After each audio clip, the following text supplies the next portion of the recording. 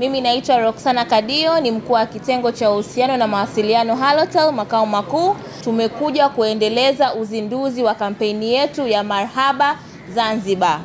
Marhaba Zanzibar ni kwa ajili ya Wanazanzibari tu, kwa hiyo ni special campaign kwa wateja wetu wa Zanzibar.